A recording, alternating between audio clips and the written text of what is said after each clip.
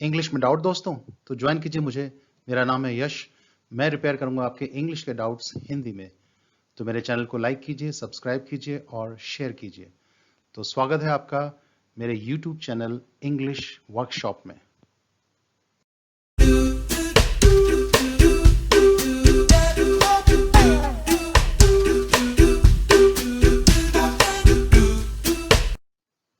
आज English workshop में जिनके डाउट्स हम रिपेयर करेंगे वो हैं सिंस और फॉर। तो चलिए शुरू करते हैं अपना सफर सिंस और फॉर का।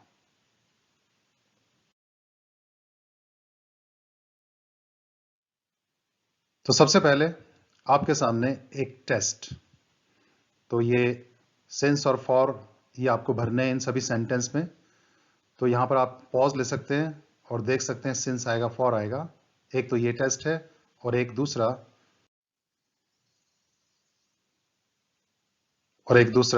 ये। तो देख सकते हैं सिंस या फॉर क्या आएगा। बाकी हम आगे बढ़ते हैं।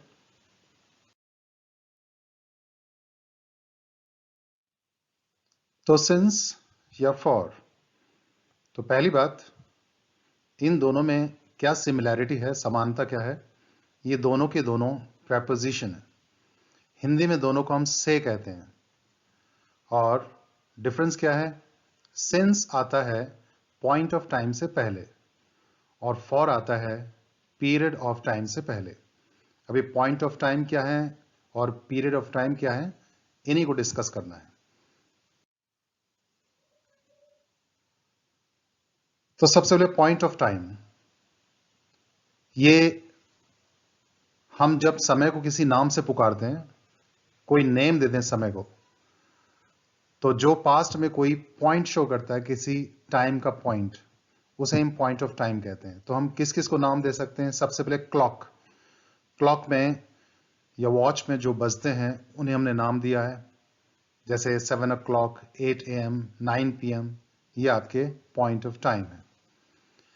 डे पार्ट्स होते हैं, डे के पार्ट्स हैं अलग अलग, morning, noon, evening, night, midnight, dawn, dusk, sunrise, sunset, daybreak, breakfast, lunch, lunch time, dinner, nap, siesta, rest, etcetera.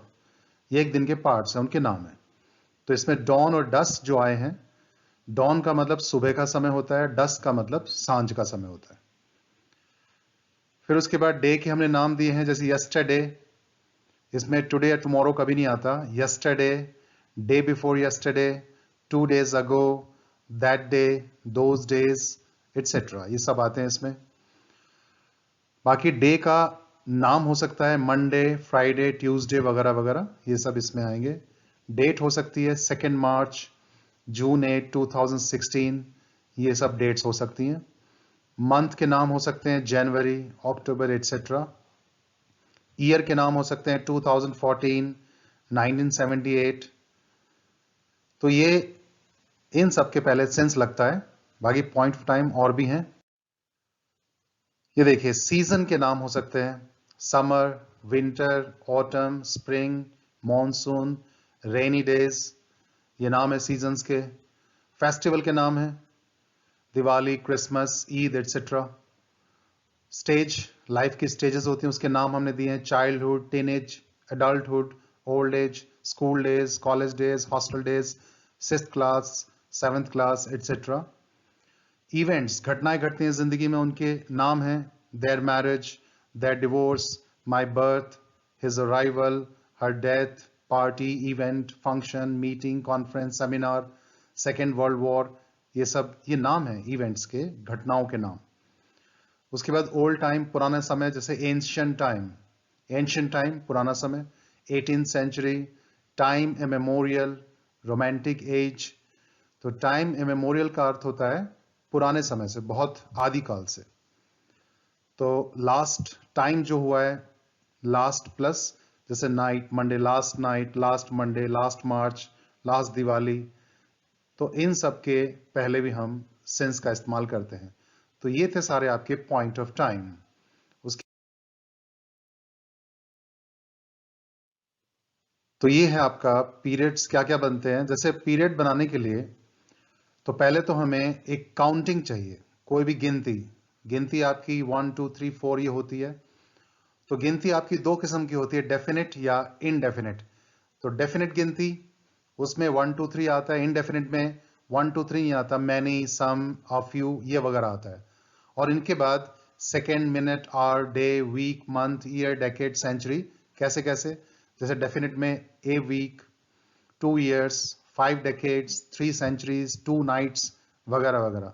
इनको हम कहते हैं डेफिनेट काउंटिंग। और इनडेफिनेट में many weeks, some months, several years, a few moments, a couple of decades, more than 2 centuries। तो ये आपकी counting है डेफिनेट इनडेफिनेट। उनके बाद ये वर्ड्स आ जाएं सारे, और प्लूरल जो ऊपर जो वर्ड्स लिखे हैं सेकंड मिनट, इनके प्लूरल आ जाए, बहुवचन, hours, days, weeks, months.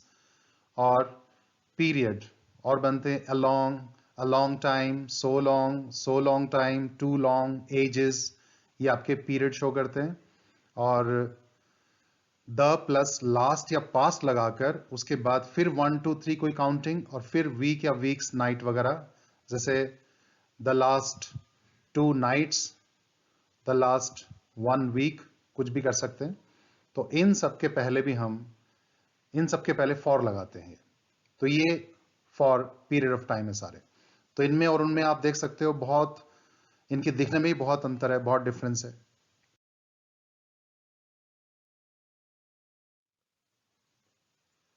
Examples लेते हैं, जैसे Rahul has been studying since last night. Rahul has been studying for the last 2 nights, for the past 2 nights। यहाँ 2 काउंटिंग आ गया, नाइट्स आ गया, तो फॉर लग गया।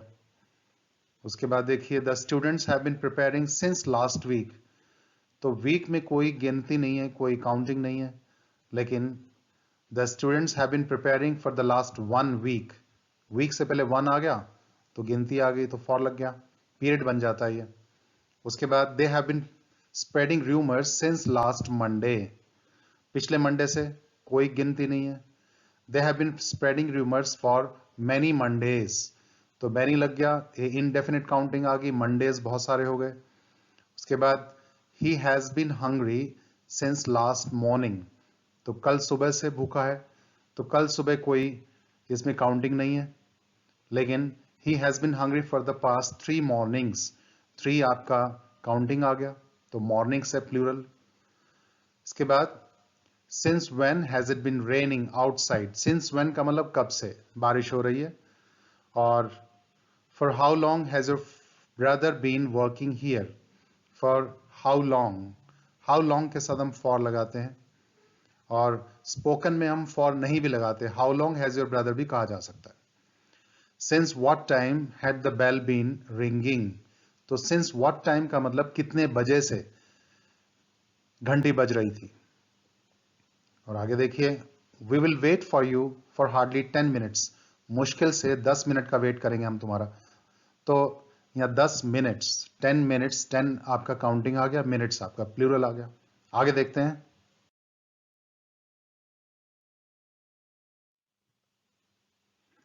More points. ये देखिए कुछ हमारे ये टेंसेस होते हैं, 12 टेंसेस आप सभी जानते हैं, सारे के सारे टेंसेस हैं। इनमें 6 टेंसेस ऐसे हैं जिनमें परफेक्ट शब्द आया है, देख सकते हैं। तो इन सभी में हम सिंस लगाते हैं।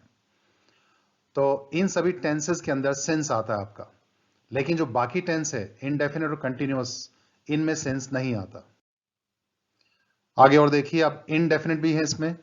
तो इनडेफिनेट प्लस परफेक्ट जितने भी हैं सारे, इन सब के साथ हम फॉर लगाते हैं। इन सभी सेंटेंस में फॉर आएगा, लेकिन जो कंटिन्यूअस टेंस है उनमें फॉर भी नहीं आता, सिंस या फॉर कुछ नहीं आता इनमें।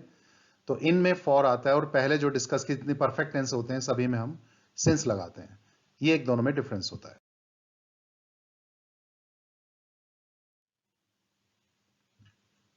अब आपके सामने एक टेस्ट, वही टेस्ट जो शुरू में मैंने दिया था। तो आपको सिंस या फॉर ये चूज करने हैं। तो एक एक डिस्कस करते हैं। My grandmother has been telling stories since my childhood days. उसके बाद since when has your father been running this shop.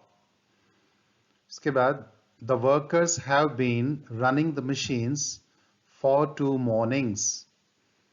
The child had been crying since the interval. The staff stayed at the hotel for 3 nights. Man has been creative in science and technology since time immemorial. COVID-19 has been attacking the entire humanity since its birth. Or do you wait for him for so long every morning? मतलब क्या तुम इतना देर रोज आने इंतजार करते हो उसका? Present definite से इसमें आ गया for. The family has been hopeful of his return since 2.5 years ago. तो since आया 2.5 years, इसमें ago word लगा है, इसलिए point of time बना देता है ये. उसके बाद let's warm up for a couple of minutes before weightlifting. तो एक couple of minutes आपका ये period बनाता है. उसके बाद they have both been at daggers drawn since their marriage. At daggers drawn का मतलब होता है नफरत होना आपस में, दोनों की नफरत है जब से शादी हुई. आगे देखते हैं. India has been an emblem of a unity for centuries. Emblem का मतलब प्रतीक, एकता का प्रतीक रहा है सदियों से Bharat. Don't you think the building has been under construction for too long? The patient will have been suffering from this ailment since his 6th class. Millions of people around the world have been jobless since the lockdown. For how many Mondays had they been procrastinating the program? Procrastinating का मतलब होता है टालते रहना. कितने Monday से वो programme को, कार्यक्रम को टाल रहे थे. The princess will have been waiting for her father since last autumn. इसमें point of time है past, last autumn. Her father will have been trying to meet her for the last many springs. Could you hold the bag for a few moments? The agents have been phoning me since the day before yesterday. Day before yesterday, point of time है. The mansion has been haunted since those inauspicious days. तो जो हवेली है इसमें भूतों का आना जाना जो रहा है वो उन अशुभ दिनों से है.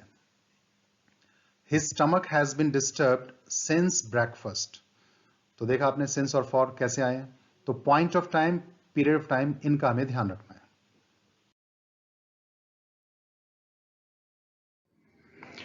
तो मेरे चैनल को सब्सक्राइब करने के लिए बेल आइकॉन को जरूर दबाएं और इस वीडियो के डिस्क्रिप्शन में मैं पिछली वीडियो भी डाल दूंगा, जिसने नहीं देखी है पहले की वो देख सकता है.